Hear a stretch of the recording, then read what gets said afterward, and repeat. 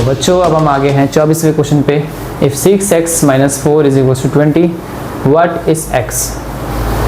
वही same question लगातार आते जा रहा है और हमें सताते जा रहा है।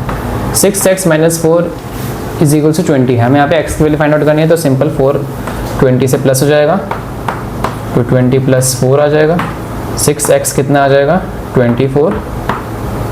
x की वैल्यू फाइंड आउट करनी है तो 24/6 आएगा। तो x की वैल्यू कितनी आ जाएगी 6 4 = 24। तो इसका आंसर क्या आ रहा है यहाँ पे 24। ठीक है, समझ में आ गया। चले नेक्स्ट क्वेश्चन पे चलो।